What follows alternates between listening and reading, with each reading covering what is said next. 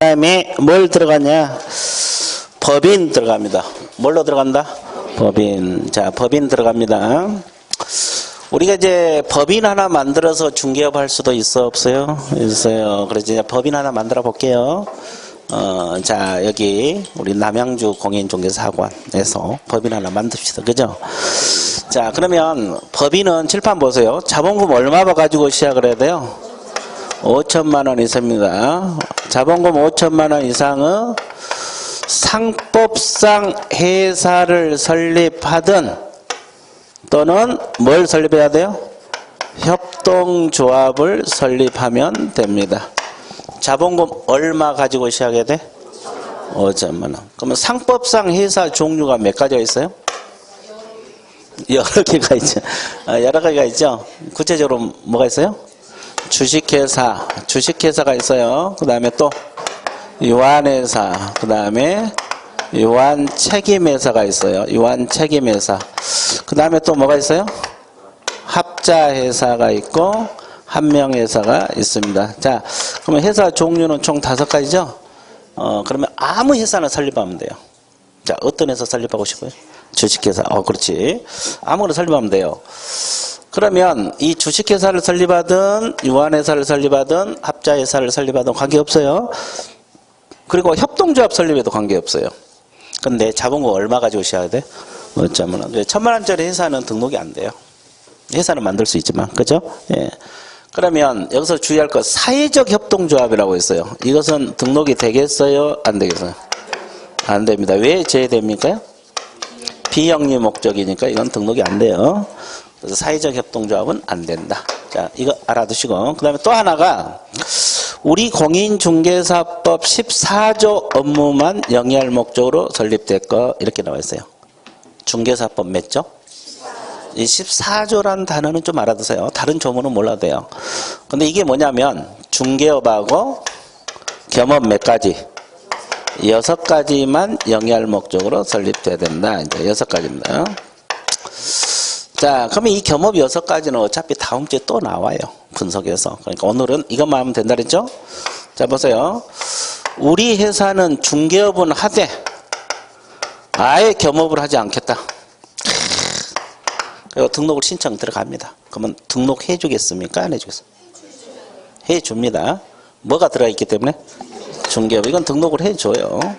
그럼 우리 회사는 중개업도 하고 상담업도 같이 하겠다. 그럼 이 상담업은 6가지 속에 들어있어요. 그럼 등록해줘 안 해줘? 해줘요. 등록을 해줍니다. 그럼 우리 회사는 중개업은 안 하고 상담업만 한번 하겠다. 그럼 등록해줘 안 해줘? 등록 자체가 안 돼요. 왜? 중개업이 그냥 상담회사밖에 안 되거든요. 그래서 이제 이걸 갖추라. 됐죠? 예. 그럼 우리 회사는 중개업도 하고 건설업도 같이 하겠다. 이 건설업은 이 6가지 속에 안 들어있어요. 등록해줘 안 해줘? 안 해줍니다. 이건 안 해줘요. 그래서 이제 이걸 알고 있어야 돼요. 자, 그 다음에 세 번째. 법인은 대표자가 있어요, 없어요? 그러면 대표자는 자격증이 있어야 돼요.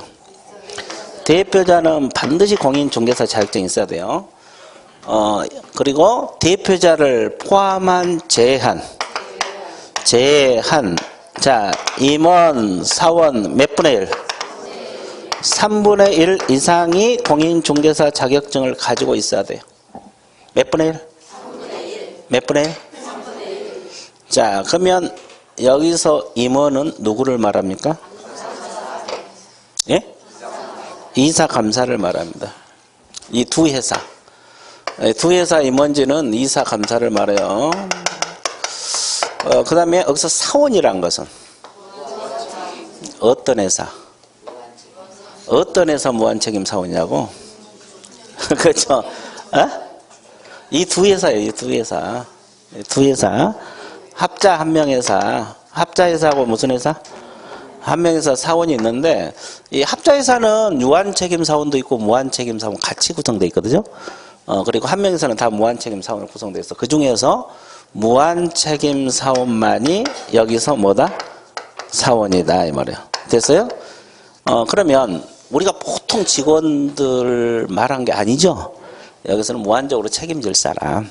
이해됐어요? 예, 그러니까 임원하고 뭐 같지는 않지만 비슷해요. 경영진이라고 생각하시면 돼요. 됐죠? 몇 분의 1 이상이 자격증이 있으면 돼? 3분의 1. 자, 그러면 이거 한번 맞춰보세요.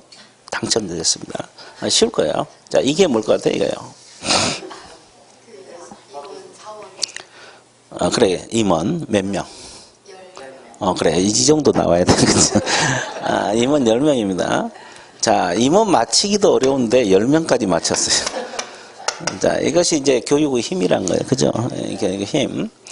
자, 그러면 내가 왜 이걸 그러냐면, 자, 대표자는 자격증 1명 있어야 돼, 없어야 돼? 자, 대표자 빼고 3분의 1이죠? 그럼 몇 명 남았어? 9명이잖아요. 그러면 거기서 몇 분의 1? 그럼 몇 명? 3명은 공인중개사 자격증이 있어야 돼. 그러면 총 몇 명이 있어야 돼? 4명. 그럼 6명은 자격증을 없어도 등록을 해준다, 안 해준다? 해준다는 거예요. 그러니까 여러분, 나는 도저히 합격을 못하겠다고 하면 여기 끼어달라는 거예요. 그치? 법인 만들 때, 법인 만들자고 꼬셔가지고 여기 끼어달라고 하면 돼요.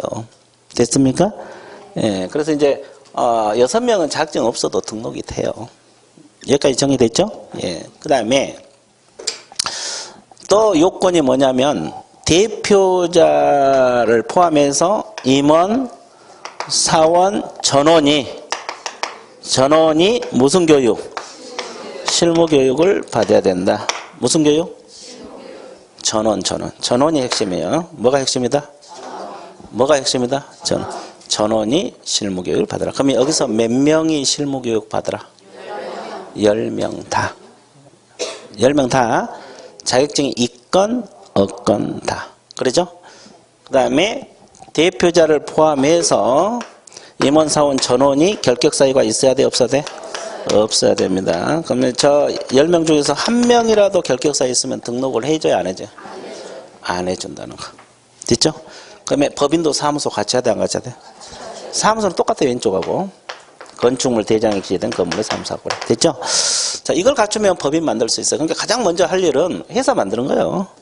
회사 설립하고 등록을 하면 돼요. 나머지 갖춰서. 그렇죠? 예, 그러면 중개회사가 되는 거지. 그래서 여러분 내년에 회사 하나 만들라고 할 수도 있어요. 이렇게 올려가지고. 자, 그러면 또 하나. 여기까지 이해되셨어요?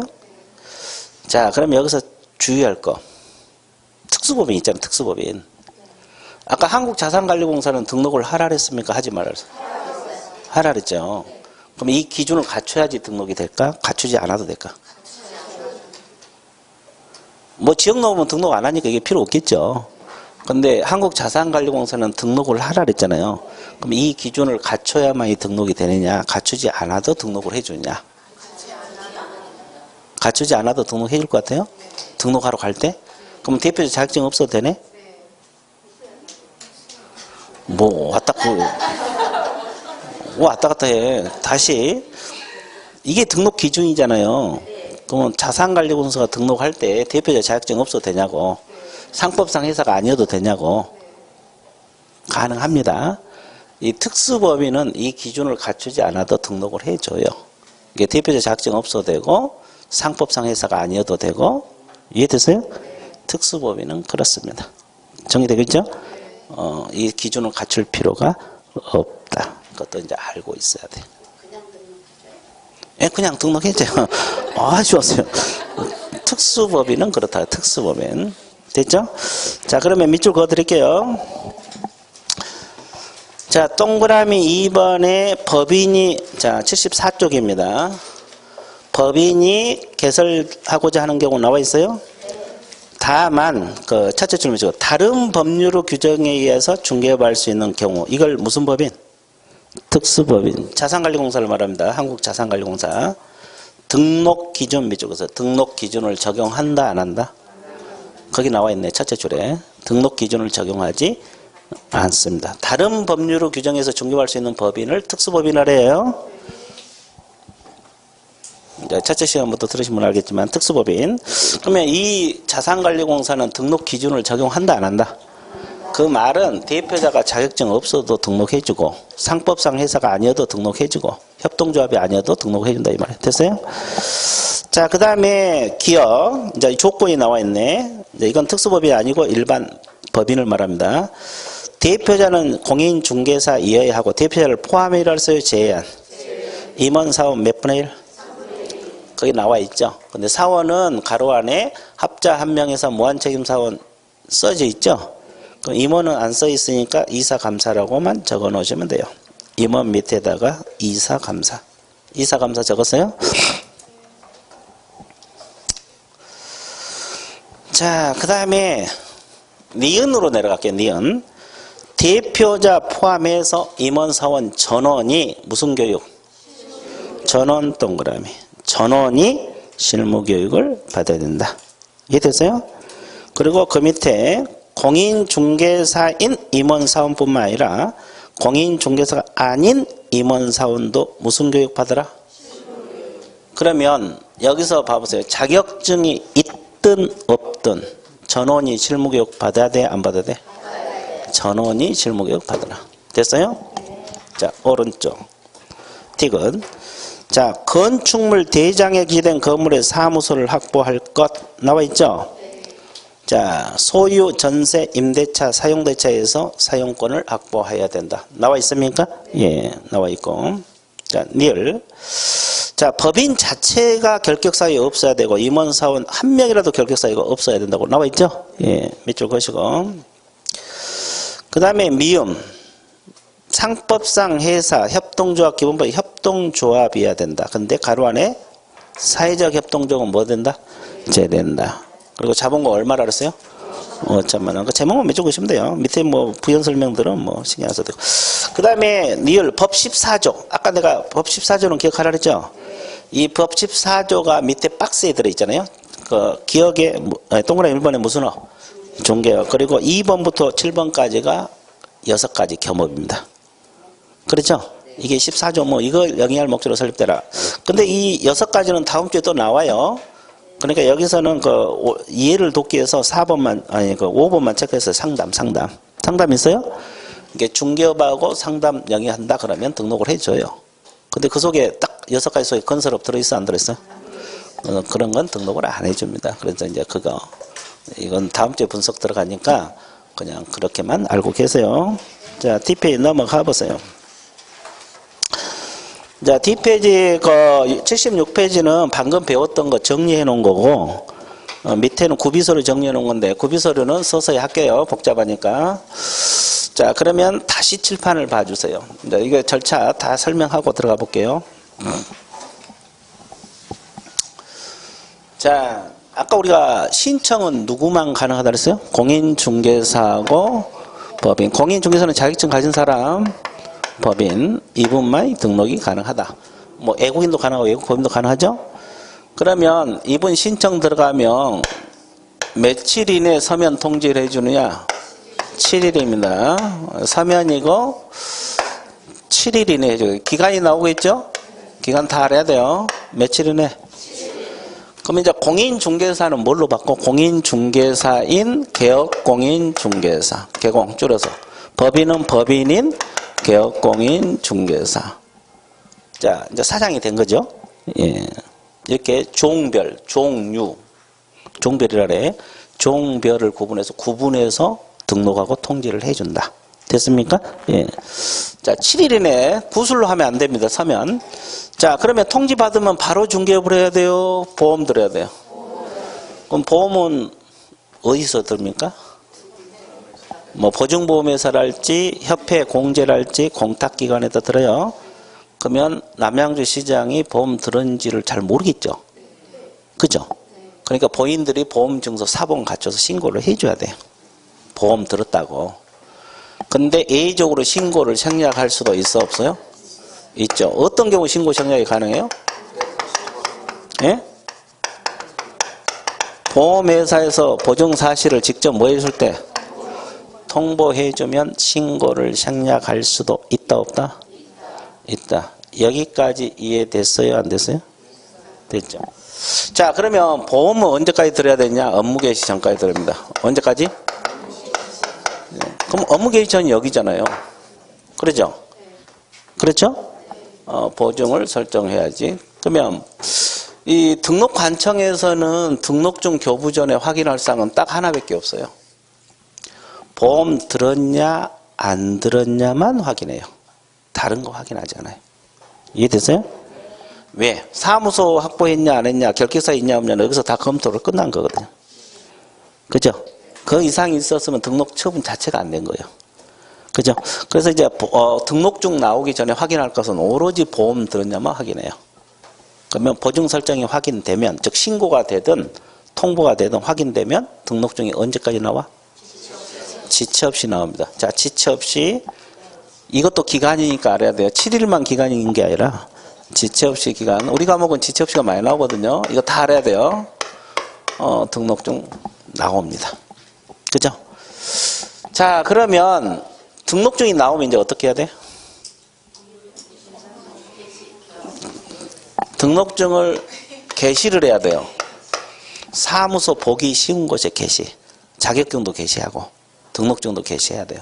고객이 알아야 되잖아요. 그죠? 그러면 게시하고 바로 중개 업무를 해요? 또 뭘 해야 돼요? 인장을 등록해야 돼요. 이제 계약서 쓸 도장. 아무 인장이나 쓴 게 아니라 관청에다 등록해 놓은 인장만 쓰도록 되어 있어요. 그죠? 그래서 인장 등록을 해야 되는데, 인장 등록도 언제까지 하느냐? 업무 개시 전까지 합니다. 인장 등록도 언제까지? 인장 등록도 언제까지? 인장 등록도 언제까지?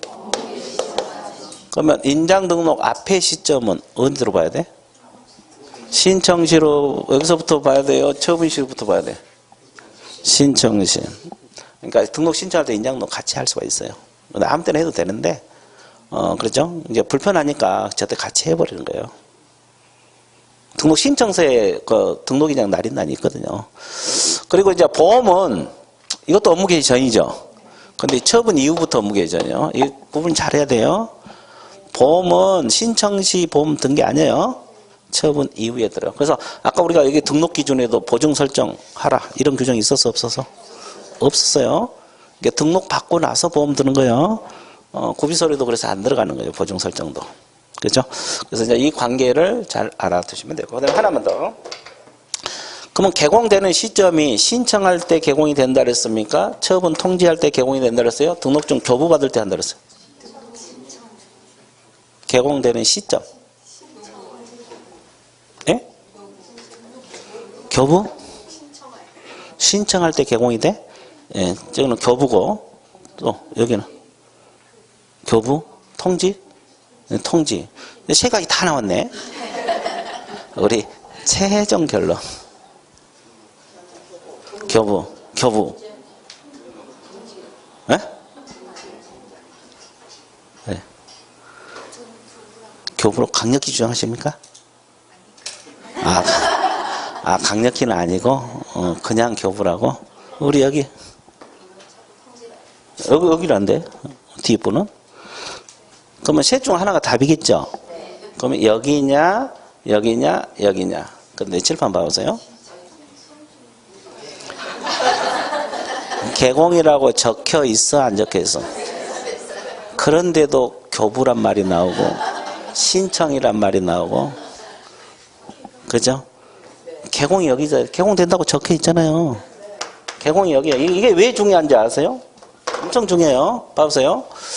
A라는 사람은 신청만 해놓고 영업을 했다 가정을 해봐요. 그래 적발이 됐어요. 그러면 이건 무등록업자예요. 등록이 된 사람이요, 안 된 사람이요? 그러면 3년 이하의 징역, 3천만 원 이하 벌금 들어가요. 징역 벌금 들어가본다고. 그것도 1년도 아니고 3년짜리. 그죠? 근데 B라는 사람은 통지 받고 나서 등록증 나오기 전에 영업을 했어요.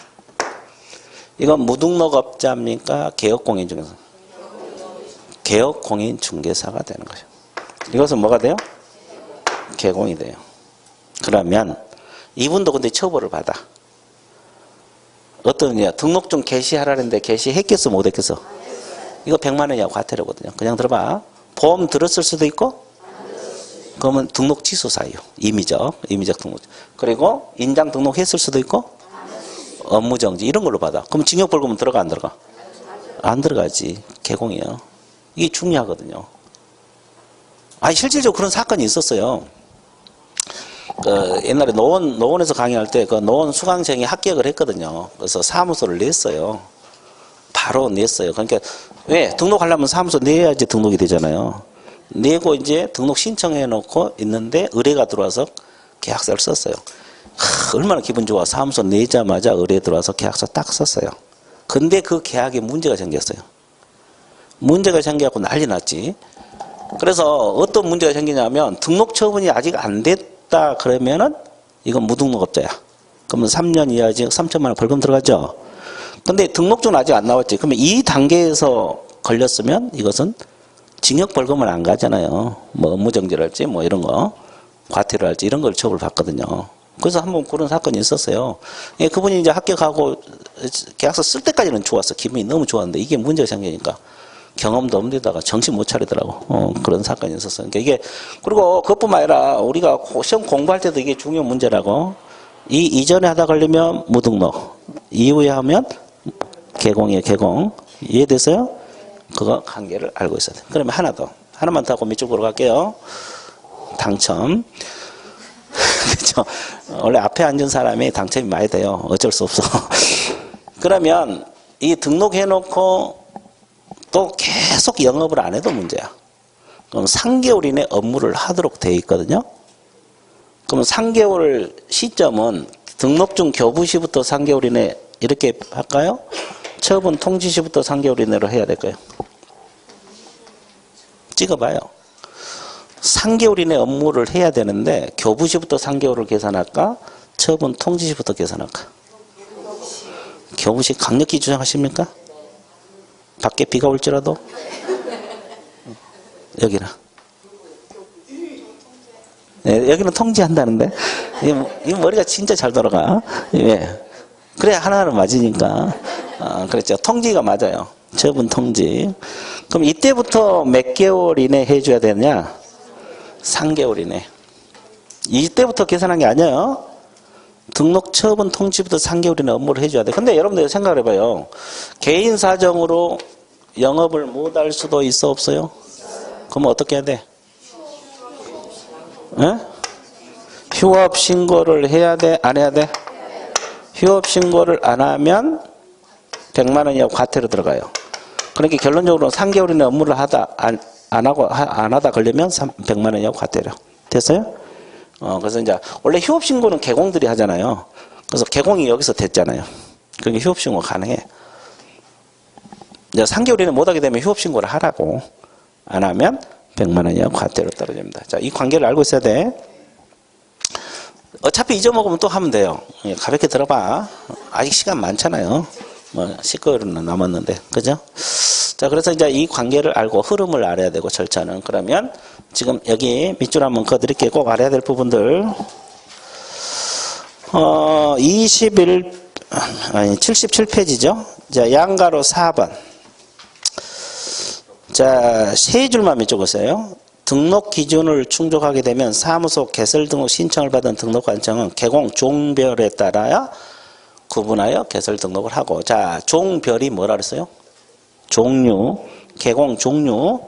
그러니까 공인중개사는 공인중개사인 개공이다. 법인은 법인 개공이다. 이렇게 종별을 구분하여 등록을 하고. 며칠 이내 서면 통지?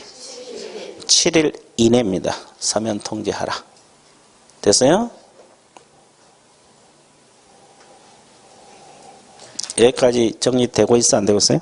되고 있어요. 자, 뒷페이지 샥 넘겨보세요. 자, 양가로 5번 나와 있죠? 자, 등록증 교부. 아까 내가 뭐라 그랬어요? 관청에서 등록증 교부하기 전에 확인할 사항은 보증 설정 여부만 확인하라고 했죠? 이미 사무소 갖췄냐는 저기서 검토를 했고, 보증 설정 여부만 확인하라. 이상이 없으면 언제까지 등록증 나와? 지체 없이.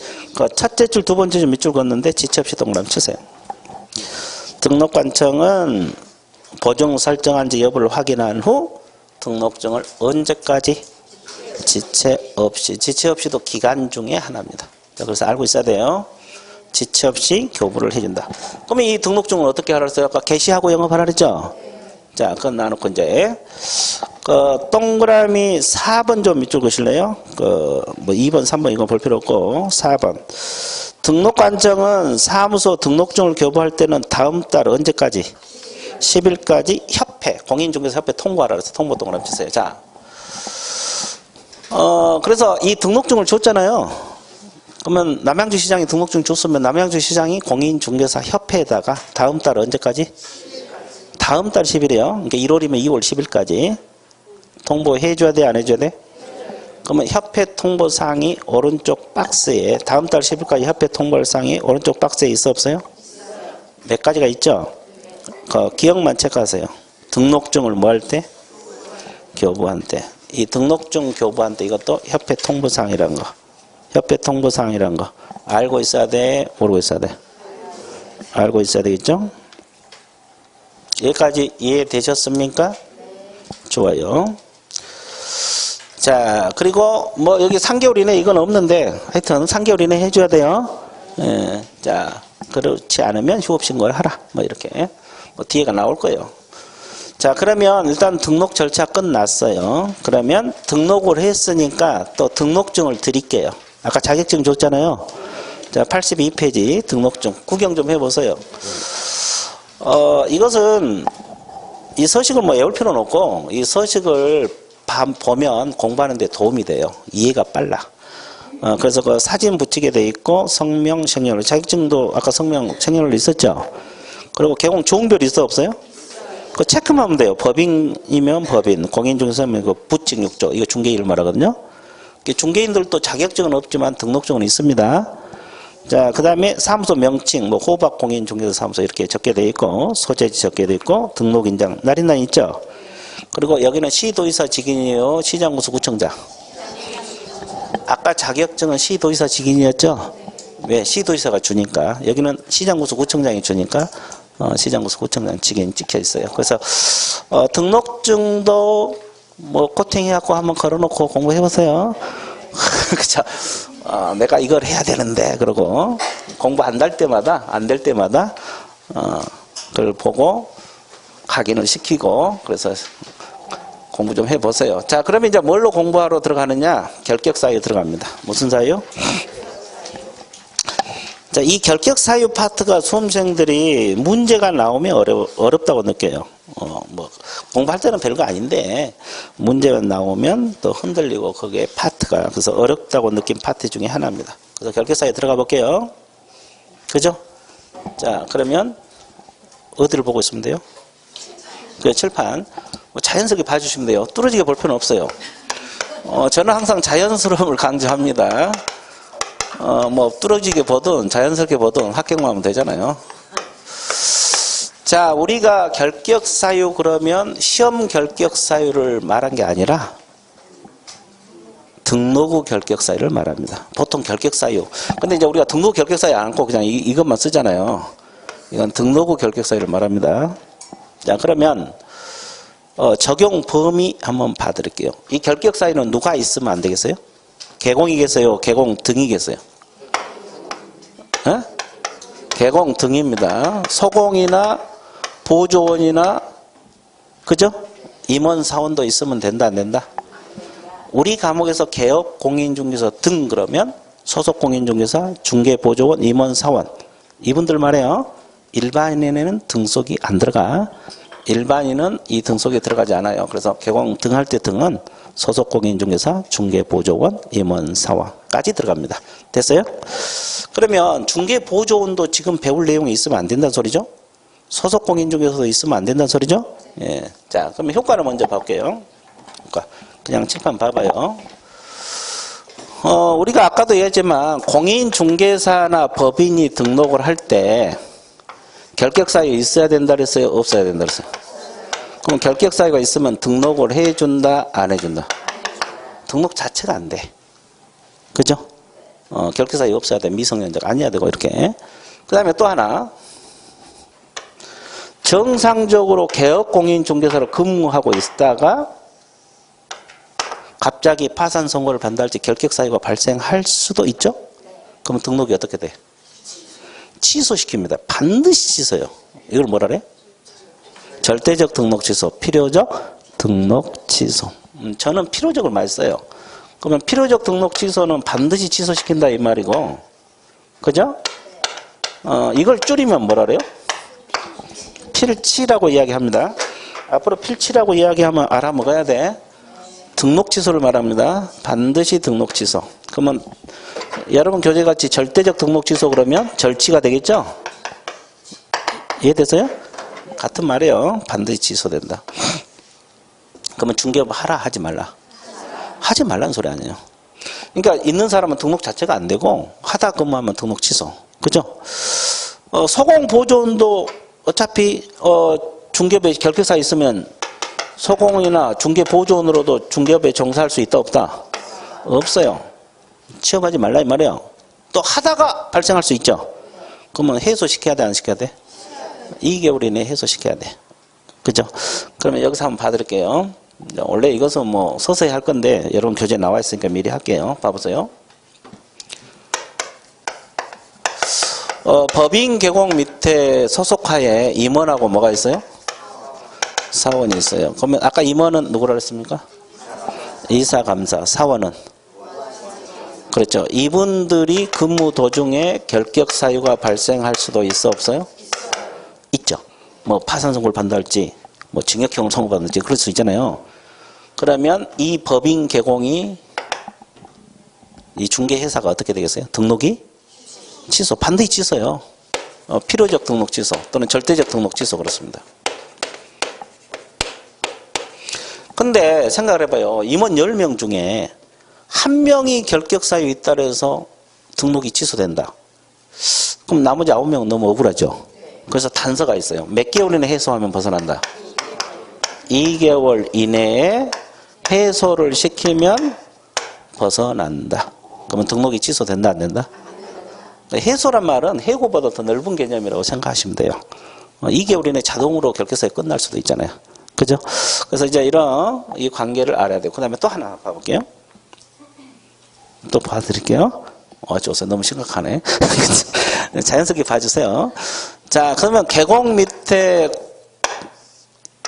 직원들을 뭐라 그래요? 고용인. 고용인을 소공 보존을 말합니다. 이분이 근무 도중에 결격 사유가 발생할 수도 있어 없어요? 그러면 이 개공이 어떤 죄에 들어갈까요? 업무정지 들어갑니다. 무슨 정지? 그래서 이거 잘 비교해. 이거 시험 자주 나와. 업무정지 들어갑니다. 직원이 결격사유 있으면 사장에게 업무정지 들어간다고. 업무정지는 중개업 하라 하지 말라. 일정 기간 하지 말라. 뭐 6개월이면 6개월, 3개월이면 3개월이 업무정지. 영업정지하고 같은 말인데 우리 과목에서는 업무정지라는 말을 써요. 여기까지 이해되셨어요? 자, 그러면 이것도 2개월 이내 해소하면 벗어납니다. 몇 개월 이내? 안 하면 업무정지야. 그래서 이제 이 임원 사원은 직원이 아니라 그랬어요. 경영진이라 그랬어요. 그러니까 이분들이 결격사 있으면 등록 취소, 회사 자체가. 그리고 직원, 즉 고용인이 결격사 있으면 사장에게 무슨 정지? 업무정지. 둘 다 몇 개월 이내 해소하면 벗어난다. 이 관계를 알아두셔야 돼요. 중요합니다. 좀 더 자주 나오고. 자, 그러면 이제 결격사유 내용 보기 전에 지금 서론 파트에서 이걸 공부를 했거든요. 그럼 이제 어떻게 해야 돼요? 아니, 밑줄 그어야지. 깜짝 놀랐어. 밑줄 좀 긋고 들어갈게요.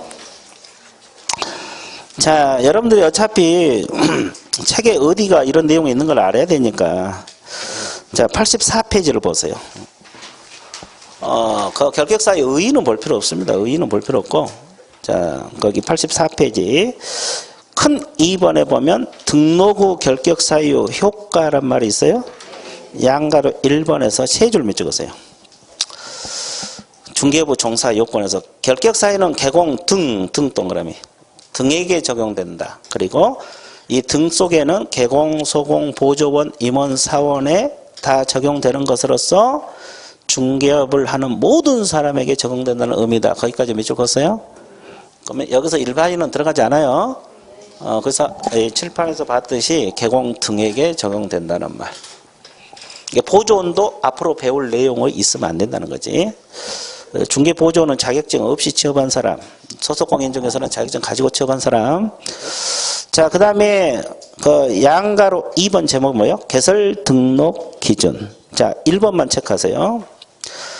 결격 사유가 없는 것은 등록 기준에 해당이 된다. 따라서 결격 사유 있는 자가 등록 신청하면 등록이 된다, 안 된다? 이 내용이잖아요. 아까 이분들이 등록하는데 결격 사유 있는 자가 등록하면 등록 자체가 안 된다, 거부된다, 이 뜻이고. 그 다음에 2번도 체크하세요. 자, 등록을 한 후 후발적으로 결격 사유가 발생하면 절대적 등록 취소 사유에 해당이 된다. 여기 있죠. 개공으로 근무하는 도중에 결격 사유가 생기면 반드시 등록이 뭐가 된다? 취소. 이게 절대적 등록 취소, 필요적 등록 취소, 필치, 절치 이렇게 표현합니다. 나와 있어요? 예. 자, 그 다음에 오른쪽 양가로 3번 보세요. 법인 결격 사유 있습니까? 자, 동그라미 2번만 체크하세요. 임원, 사원 중에서 결격 사유에 해당한 자가 있는 경우 절대적 등록 취소 사유에 해당된다. 다만 몇 개월 이내 해소하면 벗어난다. 이 내용이죠? 이 내용. 이 내용입니다. 반드시 등록 취소돼, 회사 자체가. 자, 그렇게 나와 있죠? 자, 그 다음에 양가로 4번 세 줄 몇 줄 보세요. 개공 결격사유에 해당한 자를 소공 보조원으로 둔 경우 개업공인중개사가 결격사유에 있는 자를 소속공인중개사 보조원으로 뒀다, 이 말이죠? 그러면 무슨 정지? 근데 몇 개월 내에 해소하면 벗어난다? 2개월. 그 책에 다 나와 있죠? 근데 이게 중요합니다. 이거 시험 자주 나와요. 이거 잘 공부하셔야 돼요. 임원, 사원이 결격사유 있을 때는 등록 취소, 고용인 결격사유 있으면 업무정지. 둘 다 몇 개월 내에 해소하면 벗어난다. 그 관계. 자, 정리되고 있습니까? 예, 끝났죠? 예, 그럼 잊어먹으면 어떡해? 다시 하면 돼요. 그러니까, 그죠? 잊어먹는 거 두려워할 필요는 없어요. 아직 시간이 있으니까. 지금 9월이다 하면 좀 들었겠지만, 지금 1월이니까 충분해요. 그래서 반복해야 하면, 나중에 뭐, 많이는 못 맞더라도 97.5점은 나옵니다. 그죠? 97.5점은 나와. 그럼 몇 개 틀린 거요? 한 개 틀린. 가능해요. 충분히 가능합니다. 자, 그 다음에 85페이지 그 3번에 보면 등록 결격사의 유형 나와 있어요. 이게 내용이거든요. 결격사의 내용이 이제 알아야 될 부분인데, 여러분 교재 보면은, 이렇게 쭉 분석이 돼서 많은데 이걸 5가지로 내가 압축을 시켜 드릴게요. 5가지로 압축을 시켜 드릴 건데, 가장 먼저 결격사유 내용에서 나온 것이 제한능력자입니다. 무슨 능력자? 제한능력자가 있고, 그 다음에 파산자로서 복권되지 아니한 자가 있고, 그 다음에 수용자입니다. 수용자. 이 수용자란 말은 형벌을 선고받은 자. 뭘 선고받은 자? 형벌, 수용자. 그 다음에 공인중개사법 위반을 해서 행정처분을 받은 자입니다. 자, 우리 중개사법 위반 행정처분. 그리고 법인, 임원, 사원 중에 한 명이라도 결격사유 있으면 아까 된다고 했습니까? 안 된다고 했어요? 안 된다고 했어요. 그래서 그 많은 내용을 이렇게 5가지로 압축을 시켰어요. 그럼 이 압축한 거 공부해야 되겠죠? 그럼 하나씩 분석 들어갈게요. 자, 제한능력자가 뭐가 있습니까? 자, 미성년자하고 또 피한정 후견인, 또 피성년 후견이 있어요. 자, 이거 제한능력자 우리 과목에서 3가지. 자, 그러면 미성년자는 결격사유 있으니까 중개부를 하라는 거예요? 하지 말라는 거예요? 보조원도 안 되고 소속공인중개사 등록도 안 된다고 했죠? 그럼 몇 세 미만을 말해? 19세 미만이니까 19세부터 성인이요. 그러면 이분들은 시험 봐서 자격을 취득할 수 있다 없다? 있어요. 근데 중개부를 해요 못 해요? 못 해요. 그러면 이분이 왜 시험 본 거예요? 중개부 하려고 본 거잖아요. 미성년자가 공부 열심히 해서. 그러면 자격증은 취득했어. 중개부 하고 싶어서 죽겠어. 아니 못하게 막았잖아요. 그래서 연구를 합니다. 어떻게 하면 중개부를 할 수 있을까? 그래서 법정 대리인 동의를 받아보자. 동의를 받았어. 그럼 중개부 할 수 있냐고? 안 돼? 왜 안 돼? 아, 무조건 안 돼? 아, 하여튼 안 돼요. 그러니까 또 연구를 해요. 나는 중개업을 기어코 해야 되겠다. 성년 되기 전에 한번 해보고 싶다. 그래서 결혼을 했어. 미성년자가 결혼하면 민법에서 뭘로 봐? 성인으로 보죠. 성인으로 의제가 되죠. 그러면 결혼한 미성년자가 중개업할 수 있냐? 그것도 안 돼? 결혼했는데? 성인으로 보는데? 그럼 뭐 먹고 사라고? 어? 아, 결혼했으니까 신랑이 벌어야 돼? 아, 그러면 그 미성년자가 여자분이네? 아주 좋았어요. 그러니까 우리 남자들이 고생이야. 신랑이 벌어 그러잖아. 당장 나오잖아요. 그죠? 좋습니다. 하여튼 결혼해도 안 됩니다. 그러면 결론적으로는 뭐요? 시간이 지나야 되겠죠? 동의를 받아도 안 되고 결혼해도 안 됩니다. 그래서 이제 이것은 여러분들이 중개업을 못하게 되었어. 그래서 벗어나는 시기를 알아야 되는데 19세가 넘어서야 되겠죠? 그러면 19세가 되려면 뭐가 필요하겠어요? 시간도 필요하지만 인내가 필요합니다. 그렇죠? 그래서 꼭 참아야 돼. 19세 될 때까지 중개업을 하고 싶어도 참자 이 말이에요. 그죠? 그래서 이제 미성년자는 크게 공부할 건 없고 하여튼 그 정도. 자, 밑줄 그어볼게요. 거기 양가로 1번에서 동그라미 1번 무슨 능력자? 미성년자. 거기 큰 제목 나눴고 그 행위 무능력자. 요즘은 제한 능력자라는 표현을 써요. 그리고 경제적 무능력자 가로 열고 그 파산자라고 적어서 이 경제적 무능력자를 파산자라고 그래요. 자, 그러면 그 미성년자는 그 기억을 밑줄 그으세요. 법정 대리는 뭘 얻어도 그리고 등록할 수가 없다. 그 질문하고 뒤에 뒷페이지 첫째 줄. 미성년자가 뭘 해도 결혼을 해도 중개업에 종사할 수 있다 없다? 없다. 그렇죠. 그러면 주 이유가 중개업 하기 위해서 미성년자가 결혼했는데 중개업을 못하게 됐잖아요. 결론적으로는. 그럼 그 결혼 문제는 어떻게 해야 돼요? 둘이 알아서 해야 돼? 아, 이혼을 하든 같이 살든 그것은 이제 우리가 알 거 아니고 하여튼 그렇게 알고 있으면 돼요. 자, 끝났어요. 자, 그 다음에 피한정 후견이라고 피성년 후견이 있잖아요. 개념이 뭐라 그랬어요? 뭐 질병, 장애, 노령 그 밖 사이로 사무처리 능력이 뭐라 그랬어요? 부족이 뭐요? 피한정 후견이 될 거고. 자, 질병, 장애, 노령 그 밖 사무처리 능력이 지속적으로 뭐가 돼? 결연. 자, 근데 이게 중요한 게 아니죠? 이게 중요한 게 아니고 결론적으로는 뭘 받아야 돼? 개시심판을 받아야죠. 한정후견, 개시심판, 성년후견, 개시심판을 받아야 돼. 이래야지 결격사유가 발생을 해요. 이건 요건이고 이게 중요해요. 그럼 벗어나는 시기는 종료심판이라 그래.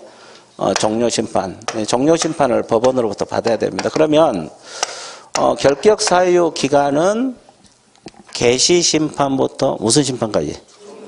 이게 1년이 될 수도 있고 3년이 될 수도 있고 10년이 될 수도 있죠. 그럼 이 기간 동안에 중개업에 종사하라 하지 말라. 보조원, 소속공인중개사, 임원사원 다 안 돼요. 근데 자격증 취득할 수 있어요? 있어요? 합격하면 자격증 나옵니까? 예, 나와요. 그러면 이 피성년 후견이 시험 보면 점수가 잘 나올 것 같아요? 안 나올 것 같아요?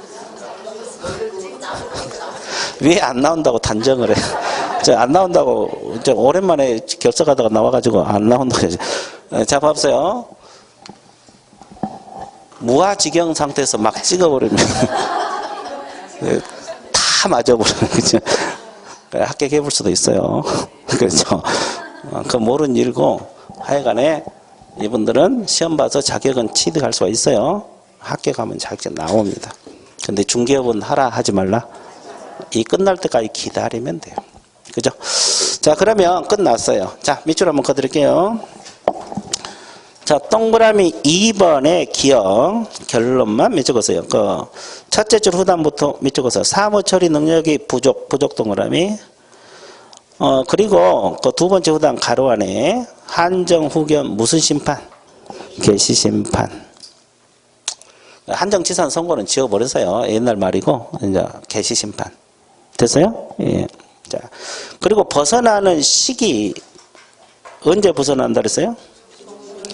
종료심판은 디귿에 나왔어요. 디귿. 두 번째 줄. 한정후견 종료심판. 찾았어요? 거기에 벗어나고. 자, 니은 또 밑줄 보세요. 니은은 첫째 줄 후단 두 번째 사무처리 능력이 지속적으로 결여했던 거라면 결여. 그러죠? 결여. 그렇다고 된 게 아니라 성년 후견 뭘 받아야 돼? 개시심판. 가로 안에 개시심판 동그라미 치세요. 그리고 벗어나는 시기는 디귿에 무슨 심판? 종료심판. 자, 그래서 이 개시심판부터 종료심판까지가 결격 사유다. 이것이 이제 10년이 될 수도 있고 5년이 될 수도 있어요. 이 기간 동안은 중개업을 하지 말라는 거예요. 이제 자격증 취득할 수 있습니다. 그러니까 여러분들 혹시 피한정 후견일지라도 공부하는데 전혀 지장 없으니까 열심히 해보세요. 그런 분은 없죠? 자, 하여튼 그렇습니다. 됐죠? 자, 끝났어요. 자, 그 다음에 파산자 들어갑니다. 자, 파산자란 게 뭐예요? 그죠? 이제 채무를 완전할 능력이 있어, 없어? 없어요. 그렇다고 된 게 아니고 가장 중요한 게 뭐예요? 법원으로부터 파산 선고를 받아야 돼요. 이면 결격사유. 벗어나는 시기는 복권이에요. 복권. 법원에서 복권을 받아야 되거든요. 신청을 해서 복권 결정이 떨어졌을 때 벗어납니다. 그러면 결론적으로 뭐 언제부터 언제까지? 선고시부터 복권 될 때까지가 결격이다. 그럼 이 기간 동안 중개업 하라 하지 말라? 하지 말라요. 그죠? 근데 이건 신청에 의한 복권이고 또 법에 의해서 복권되는 경우가 있어요. 이걸 법정 복권, 당연 복권이란 말 써요. 법에 의해서. 법에 의해서 복권된다. 그래서 복권, 법정 복권, 또 당연 복권, 자동 복권 이런 게 있어요. 이런 거 몇 가지 있는데 일단 면책 결정을 법원으로부터 받는 경우가 있어요. 이것하고 또 하나 파산 선고 후 몇 년 경과. 10년이 경과되면 자동으로 복권돼 버립니다. 파산 선고 몇 년 경과? 10년. 이건 자동. 그러면 바로 중개업이 종사할 수 있는 거예요. 이해됐어요? 예, 이런 예외적인 규정이 있다는 것도 알고 있어야 돼. 처음 들어봤어요? 예, 지금 들어보고 있잖아요. 예, 그죠? 우리가 이제 바퀴 돌다 보면 새로운 것이 조금씩 튀어나와요. 많이는 안 튀어나오겠지만. 그러니까 아는 것은 다져가고 모르는 것은 습득해 가면서 반복을 하셔야 돼요.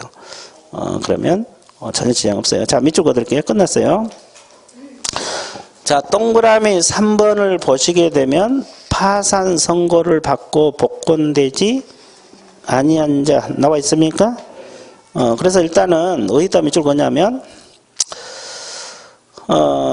기억의 마지막 zet줄. 자, 뭐 기억 첫째 줄은 파산 개념이고 마지막 zet줄.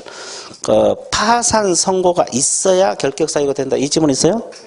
이제 가장 중요한 것이 파산 선고예요. 선고. 선고가 안 떨어지면 파산자가 아닙니다.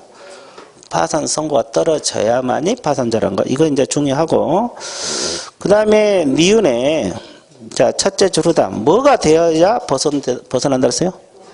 복권. 자, 첫째 주르다 복권 동그라미 주세요. 복권이 돼야지 벗어난다. 근데 예가 있어요. 그죠? 예가 있는데 예는 오른쪽 도표를 좀 봐주실래요? 자, 채무자 회생 및 파산에 관한 법률 보면 당연 복권 제도가 있죠. 기억 1번하고 3번만 체크하세요. 일단 면책 결정이 뭐가 될 때? 확정이 될 때 하고 3번. 자, 파산 선고 후 사기 파산 유죄 판결을 받음이 없이 몇 년? 10년 경과하면 자동으로 복권돼 버려요. 그러면 바로 중개업에 종사할 수 있다 없다? 있다. 이제 법원으로부터 복권이 안 되더라도 복권 결정이 안 받더라도 자동으로 중개업에 종사할 수 있다 이 말입니다. 그 정도만 알아두세요. 예, 예의적인 규정 알고 있어야 돼요. 끝났어요. 그래서 이제 파산자는 뭐 이 정도 하면 돼요. 됐죠? 예. 자, 그러면 또 뭐 공부하러 떠나야 돼요? 수용자. 뭘로 공부하러 떠난다? 수용자라는 뜻이 뭐예요? 형벌을 선고받은 자를 말합니다. 그러면 여러분 교재는 몇 번부터가 수용자냐? 양가로 몇 번? 2번. 쭉 넘어가면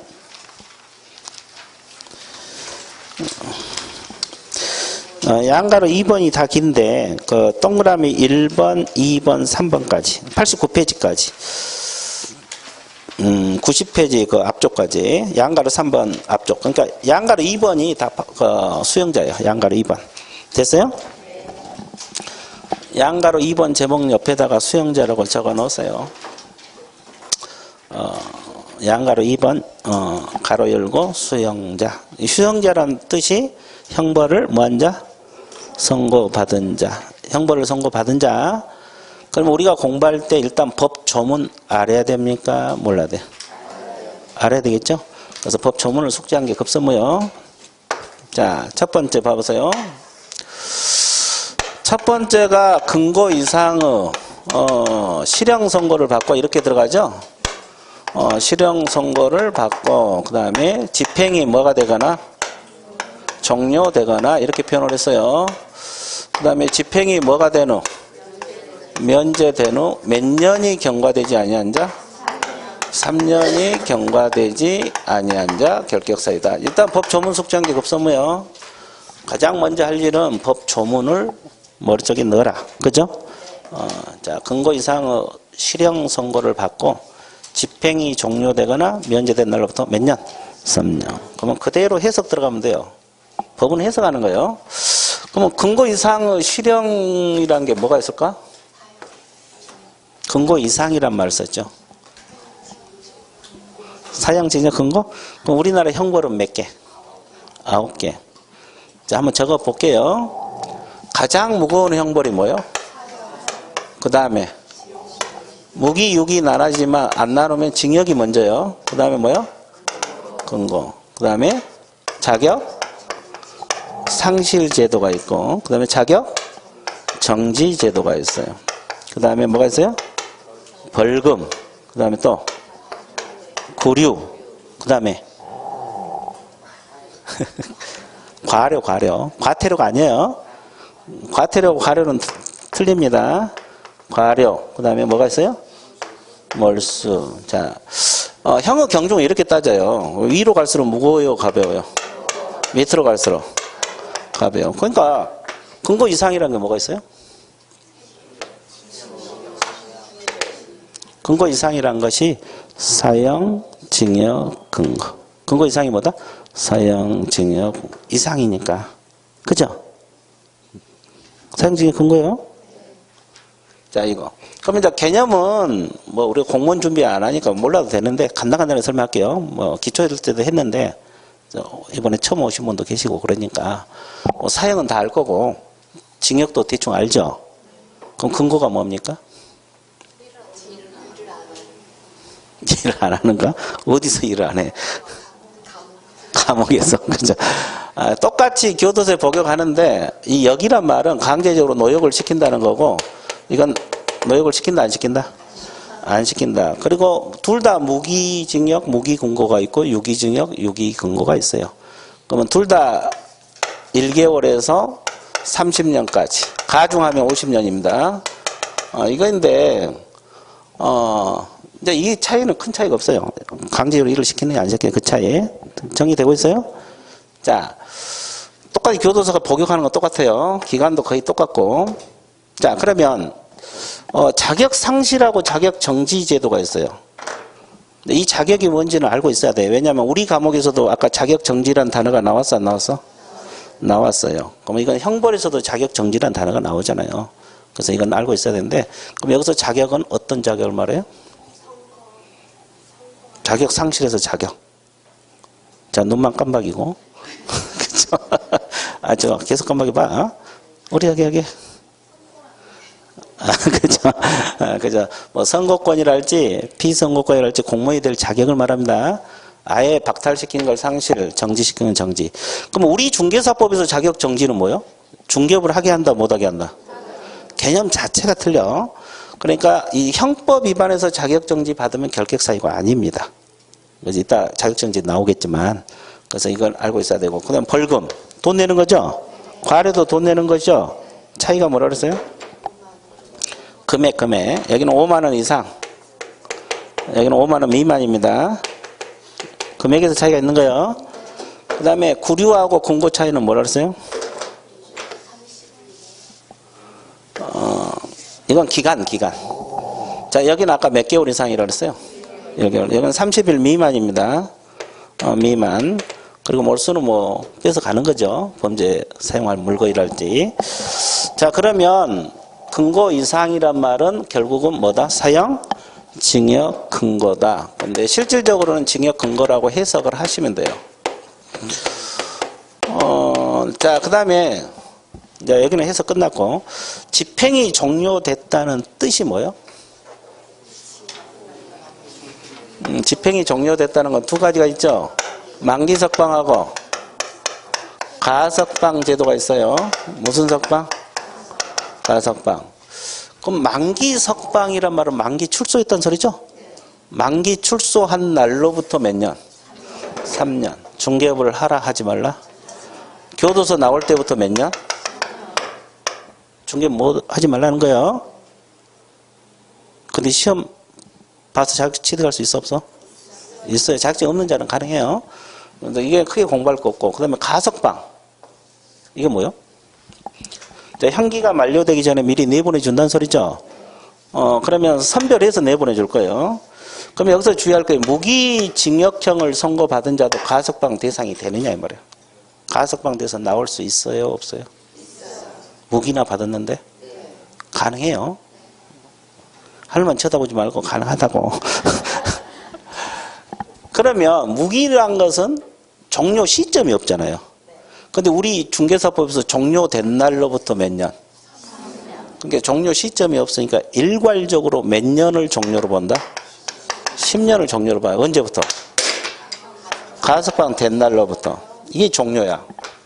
그러면 종료된 날로부터 또 몇 년? 3년. 그러면 교도소 나오더라도 몇 년? 13년간 기다려야 돼. 자, 칠판 봐보세요. 그려드릴게요. 처음 오신 분도 있고 그러니까 그려드릴게요. 자, A라는 사람이 무기징역을 받았어요. 무기징역을 받았는데 한 20년 정도 복역을 하니까 정부에서 가석방 시켜줬거든요. 가석방 시켜줬어요. 그러면 교도소 나왔죠? 그럼 이때부터 몇 년? 10년을 종료로 봐요. 집행 종료로 본다. 그러면 이때부터 또 몇 년? 3년. 그러면 도합 몇 년? 13년간 결격이에요. 어차피 여기서부터 계산하면 얼마가 돼요? 33년이죠. 근데 여기는 어차피 중개업을 해요, 못 해요? 못하죠. 그러니까 13년. 여러분 교재는 이제 여기서부터 계산했고 복잡해. 읽으면 더 복잡하게 돼 있어요. 신경 쓰지 말고 하여튼 교도소 나올 때부터 몇 년? 13년간 결격이다. 정리되고 있어요? 네. 자, 그러면 하나 더. 유기형. 유기형을 선고받은 자는 언제가 종료로 본다? 남은 형기 또는 자녀 형기가 뭐가 됐을 때? 경과가 됐을 때 종료로 보죠? 그러면 그때부터 또 몇 년? 3년. 그때부터 몇 년? 3년. 이해되셨어요? 자, 그러면 하나 더. 이것도 그리면 이거죠. 자, 이 사람이 A라는 사람이 징역 5년형을 선고받았다고 가정을 해봐요. 복역하고 있죠? 그러니까 한 4년 정도 복역을 하니까 정부에서 내보내줬어요. 가석방 시켜줬다고. 그러면 자녀 형기가 몇 년? 1년. 그러면 이게 종료로 보죠? 종료된 날부터 또 몇 년? 3년. 그러면 교도소 나온 날부터 몇 년? 4년간 중개업에 종사를 썼다. 그 말이죠? 그래서 이제 일단은 집행 종료란 말은 만기 석방하고 무슨 석방? 가석방. 몇 가지 종류가 있다? 2가지. 그걸 알고 있으면 좋아요. 그러면 집행 종료 여러분 교재 밑줄 그으로 갑니다. 자, 거기 87페이지 동그라미 1번에서 일단 법 조문은 당연히 숙지하셔야 돼요. 근거 이상의 실형 선고를 받고 집행이 종료되거나 면제된 날부터 몇 년이 경과되지 않느냐? 3년. 그 법 조문이고 해석 나와 있죠? 근거 이상 실형 선고는 첫째 줄 뭐라고 했어요? 근거 징역 사형을 의미한다. 밑줄 그어놓으세요. 이상이란 말이 그 말이고. 그 다음에 니은 집행 종료됐다는 말은 무슨 석방? 만기 석방 밑줄 그시고 세 번째 줄. 마지막 제줄이죠. 만기 석방일로부터 몇 년? 3년이 경과하면 벗어난다. 그 지문만 체크하세요. 자, DP 넘어가 보세요. 자, 88페이지를 보시게 되면 디귿 집행이 종료되는 것으로 보는 경우 있죠? 이게 가석방을 의미합니다. 자, 그 제목이 가석방을 의미합니다. 그죠? 가석방. 그럼 이제 여기는 어디만 밑줄 그은 걸 보느냐? 세 번째를 따라서 찾았어요? 거기서부터 밑줄 보세요. 가석방일로부터 3년이 경과하면 벗어난 것이 아니라, 그죠? 뭘 마칠 때? 남은 형기를 마친 날로부터 몇 년? 3년이 경과하면 벗어난다. 이 지문 있어요? 자, 그러면 여러분 교재는 지금 이걸 지금 적혀 있잖아요. 이거요. 남은 형기, 잔여 형기, 이때부터 3년. 그렇죠? 그 무기는 여러분 교재에 없어요. 이게 적어 놔야 되겠죠? 무기는 몇 년을 종료로 본다? 10년. 그때부터 또 몇 년? 3년. 무기는 여러분 교재에 없어요, 지금. 그래서 무기형도 같이 알고 있어야 돼요. 무기형 받은 자가 가석방돼서 나올 때 10년 플러스 3년. 됐어요? 자, 그래서 여기까지 알고 있으면 좋습니다. 자, 쉬운 것 같아요? 어려운 것 같아요? 쉽죠?